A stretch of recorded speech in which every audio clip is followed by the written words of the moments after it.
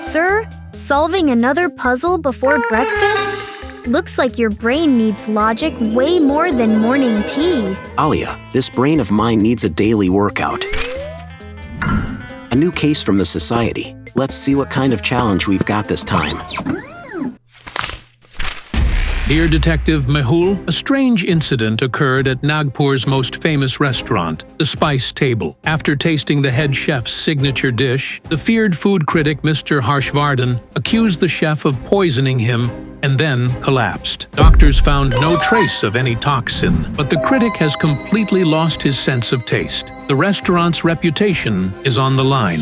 Uncover the logic behind this tasteless mystery. Poison, that's not actually poison? Sir, what kind of case is this?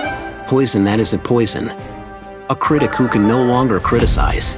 Interesting, very interesting. Logical Army, case number 2, the case of the food critic. Let's find out where exactly the taste disappeared.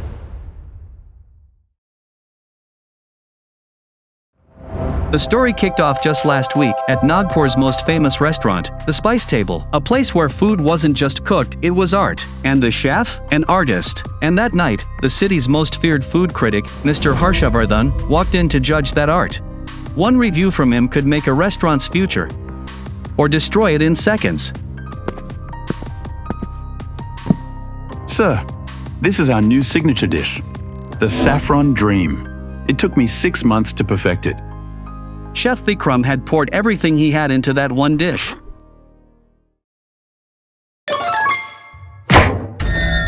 What is this? Are you kidding me right now? Sir, what happened? Were the spices off? Spices? What spices? There's zero flavor. This tastes like warm water with disappointment.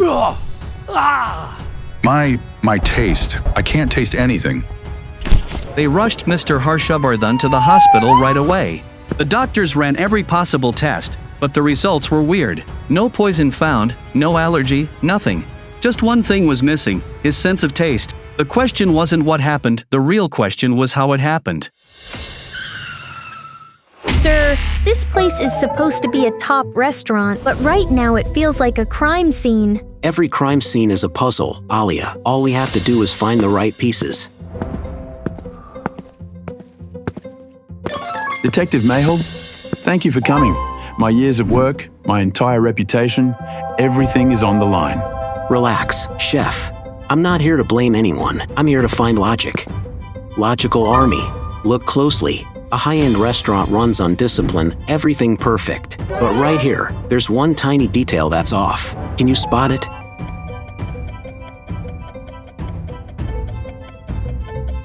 That table. Every napkin here is a perfect lotus fold, except the one on Mr. Harshvardhan's table, folded in a hurry. Meaning someone was at that table right before the critic arrived, trying to hide or switch something. Wow, sir. Now that's what I call an eagle eye. So, all 3 of you were here at that time? Chef Vikram, Junior Chef Samir, and waiter Karen? Sir, all 3 of us were right here. Don't worry. Truth is like a strong spice. It never stays hidden for long. And I think the most important ingredient in this story is somewhere in your kitchen. Lead the way, Chef.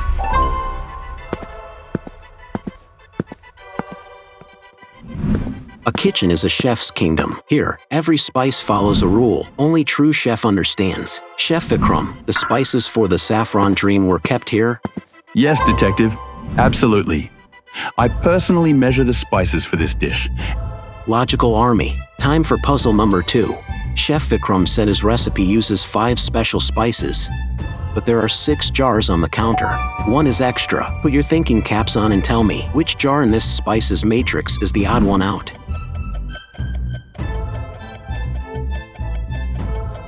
This one. Saffron, cardamom, turmeric, they all have signature looks. But this white powder doesn't belong to the family. Chef, what is this? Sir, I've never seen this before. How did this get into my spice mix? So, someone placed this here on purpose. Exactly. The culprit didn't add poison. They simply removed the taste. And this unknown powder is the key to this tasteless mystery. So, we all agree, this powder wasn't supposed to be here. which means one of you three put it here. Impossible, I told you. I handle the spices myself. No one else touches them. Logical army, here's puzzle 3. When 3 people are at the same scene, their stories often clash. Listen to their statements and figure out who is lying. Chef, go ahead. I was doing the final plating. Once I took out the spices, I never stepped away from the counter. No one else came near it. Samir, your turn. I was at my station, Detective. I did see Karen walk past the counter toward the dining room. Karen, is Samir telling the truth? I was in the dining room, sir, changing the critic's napkin because he spilled water. I never went near the spice counter. One says nobody came. One says Karen came, and Karen says he didn't come. One of these stories is a lie, and that story is Karen's. But sir, what makes you so sure? There are 2 pieces of evidence, Alia. First, Karen's excuse. He claimed water spilled on the table, but I checked that table the moment I walked in. It's high-polished wood, and it was bone dry. Water never spilled there. And the second, and biggest piece of evidence, the napkin. If you had actually fixed it, I wouldn't have found it messy when I arrived. That means you never even went near the table. You're lying. You made up an excuse, Karen, which means you had the chance to go to the spice counter. Now tell me the truth. Why did you do it? No, I'm not lying. Maybe I made a mistake. It wasn't a mistake, Karen. It was logic. Let's run one last test. I want to see if this mystery powder only affected the critic, or if it got to anyone else too. You 3 are pros. Your sense of taste is sharp. I want you guys to taste this and tell me what the flavor is like. Logical army, here's puzzle number 4, the final lock to break this case. It's called the sugar test. Get your gears turning. How is this simple little test gonna catch our culprit red-handed? Chef? This is sugar. It's sweet. Samir, your turn. Just normal sugar. Karen, your turn. Yeah, it's sweet. Got you. Sir, but he answered correctly. He got the answer right, Alia, but his reaction was a total sham. I ran a test on this powder. It's Gymnema sylvestra. It's an Ayurvedic extract that temporarily numbs your taste buds, specifically blocking anything sweet. Anyone planning to use this would definitely test it on themselves first, and that's exactly what Karen did. Vikram and Samir actually tasted the sugar. You just used your logic to say it was sweet, because your tongue couldn't feel a thing. That's why your reaction was completely blank. Game over. Now, tell us the real story. Okay, I did it. I mixed that powder in. But why, Karen? You've worked here for 5 years. I trusted you. Trust? Sir, you only care about your name. This restaurant runs because of Samir's talent, but you take all the credit. The Saffron Dream was his idea, but the menu carries your name. What are you talking about? I never said anything to you. I just wanted the world to see that Chef Vikram isn't a one-man show. I didn't want to harm the critic. I just wanted him to realize that the real taste of this place is Samir. Hold on, Karen. Even if you made him lose his taste, how did he pass out? Nobody faints from a harmless powder. Unconscious? I don't know anything about that. That was never part of my plan. I did not do anything, I swear. He's telling the truth. He didn't knock the critic out. And who did it? It was just the 3 of us here. No one else. The real question isn't who did it, but what did it? Karen made a mistake, but the consequences were way bigger than he imagined, because the final clue was hidden inside the critic's mind. Sir, in the kitchen you said the final clue was hidden in the critic's mind. I didn't get it then. Logical army, this is the final, deepest layer of the puzzle, and we've finally cracked it. The question was, what is a critic's greatest strength? His tongue, his sense of taste. Think about it. For a painter, their eyes are everything. For a singer, it's their voice. But for a food critic, his whole identity, his career, his confidence, it all rides on his taste. And his biggest weakness? The fear of losing that very strength. So when Mr. Harshvardhan tasted the dish… Exactly. When he realized he couldn't taste a thing, it sent a shockwave through his system. He thought he'd lost his most valuable asset forever. That extreme shock and fear triggered a massive panic attack. That's why he collapsed. He fainted because of a psychological reaction. The poison wasn't chemical, it was mental. Exactly. The case wasn't about a phantom poison, it was about a very real fear. Logical Army, never forget this. Logic is crucial for uncovering the truth, but to truly understand people, you have to understand their psychology. The real villain here wasn't a chemical, it was a man's deepest insecurity. Karen unknowingly triggered that nightmare. So, always think about the consequences before you act, because sometimes, the fallout is bigger than logic can explain. Iron needs plastic. Mehul, sir, fantastic. Letter from the Detective IQ Society.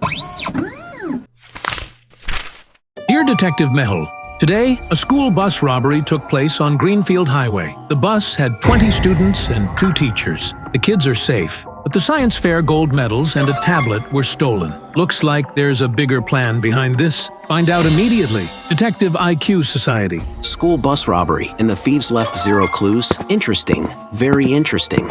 Sir, another case. Guess your tea's gonna get cold again. When logic is hot, even cold tea works. Logical Army. Case number 1, the school bus robbery. Let's find out who stopped the bus, and why.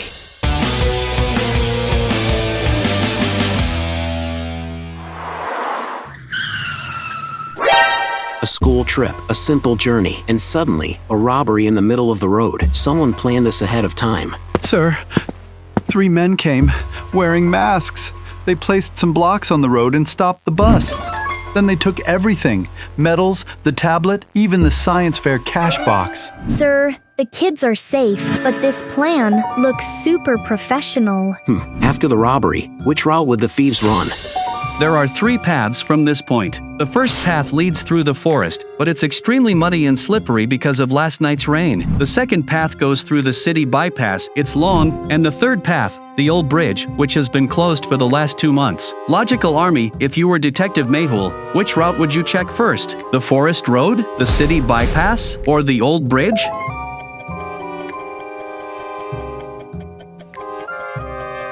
Correct answer is the city bypass. The forest road would bog vehicles down, and the old bridge is closed, so the only real escape route is the city bypass.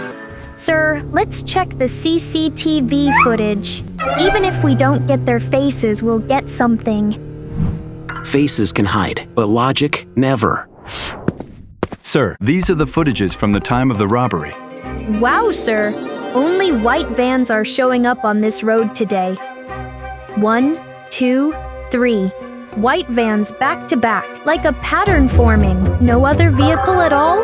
Interesting. Very interesting. Is that even possible? Logical Army. Is it just a coincidence that a white van crossed that same spot 3 times at the exact same time? Nope, not possible. Look, same van, same speed, same number plate. They hacked the CCTV and looped the clip. Their real escape happened while the camera kept showing the repeat footage. Sir, they even fooled the camera. They came in with a full plan, totally smart and prepared. Let's talk to the kids. Maybe they noticed something. A thief never steals without a purpose. Why are there 3 bags in the front row? Usually every seat has 1 or 2. Sir, maybe the kids put the bags there by mistake. One bag has no name tag. Another tag is upside down. Strange. Whose bags are these? Sir, my bag is the red one, but this blue one isn't mine. I don't know who it belongs to. Sir, the teacher said that when the robbers came, they spent the most time near this front row. Exactly. Their target wasn't the gold medal at all. They were after a specific kid. Why would anyone steal school stuff? Fake gold medals too. It only makes sense if it was actually a kidnapping attempt. But then, why didn't they take the child? When the thieves came, which row did they check first? Sir, they came all the way to the front row. They told all the kids to shout their names. So, their target was a specific child, but the kidnapping failed. Why? Logical Army, think. When they already knew the kids' names, why didn't they take the child? Think and comment your answer below.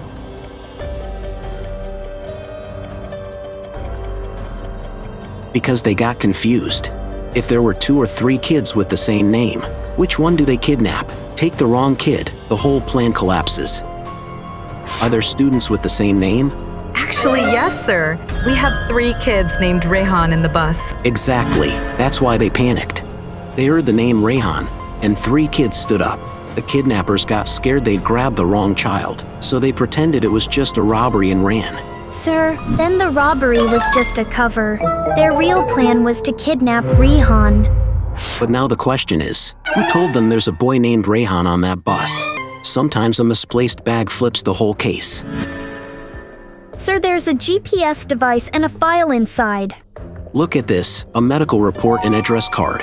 Rehan Qureshi, father, Javed Qureshi. We got a lot of clues here. But what exactly? Think with me, logical army, comment every clue you found. Clue 1, the bag has a GPS inside, which means someone planted it to track the bus. Clue 2, a medical file slipped inside by mistake, and it has Javed Qureshi's name on it. Clue 3, so this bag came from Javed Qureshi's house. Someone put it here on purpose, which means the target could be Rehan Qureshi, Javed's son. Out of the 3 Rehans, which one is Rehan Qureshi? What's your father's name? Sir, Javed Qureshi. Iron need plastic. Mehul, sir. Fantastic. What an analysis. That means this kid was the one they planned to kidnap. Who dropped you at school this morning? Driver and the maid dropped me off. Alia, stay with the children. I'll go to Javed Qureshi's place immediately. Detective Mahal, I saw the news. My son is okay, right? He's completely safe, Mr. Qureshi, but we need clarity. How did your bag end up on that bus? Bag? My bag was at home. Maybe the driver or the maid took it by mistake. Call both of them here. Tell me exactly what happened this morning, and what do you know about bag? I was in the car, sir. The maid took Rehan to the gate. I never got out of the car, and I don't know anything about the bag. Sir, I only put Rehan on the bus and left. I don't know anything about that blue bag, I swear. After hearing both sides, Mehul instantly knew who was lying. But did you catch it, logical army?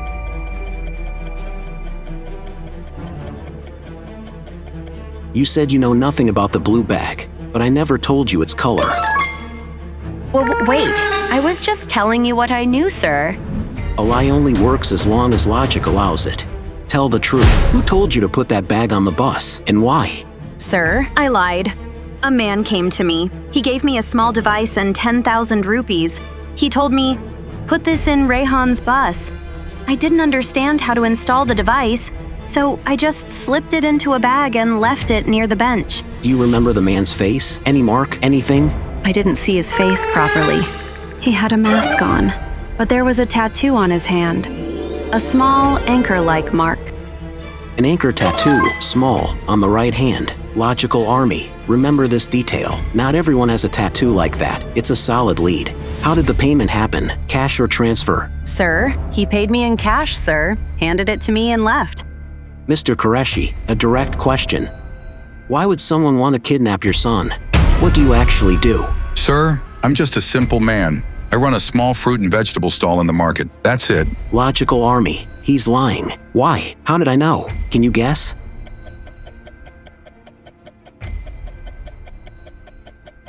Mr. Qureshi, stop lying. A fruit and vegetable seller doesn't live in a luxury bungalow. The moment I stepped through the gate, imported SUV, foreign security cameras, a private guard, it was obvious. That's not a regular shopkeeper's life. When people hide what they really do, the reason is always the same, guilt or fear. Tell me honestly, what do you really do? Sir, I used to deal in antique robbery, rare coins, statues, old temple items. I imported and exported them illegally. Made a lot of enemies back then, but I swear I stopped all that. This bungalow was built from that old money. I think, Mr. Qureshi, your old enemies have reached your son. Mr. Qureshi, did you have any old partners? People you used to work with on these thefts? Sir, there were 3 men who worked with me, Ramesh, Danish, and Irfan. We were partners, but I cut ties with all of them when I left the business. Do you suspect anyone? Someone who might want money or revenge? Ramesh was angry. I owed him some money. Danish went to jail and got released 6 months ago. Irfan, no idea where he is. Do you have photos of them? The photos should be in an old file, sir. Logical Army, I know who planned the kidnapping. Did you figure it out?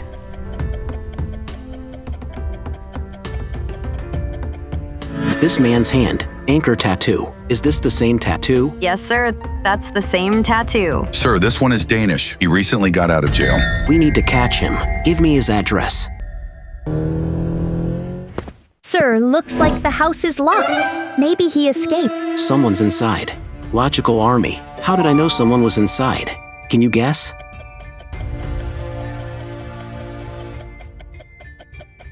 Side window open, footsteps below it. Stay back, detective. This is my revenge. You can't outrun logic. Danish.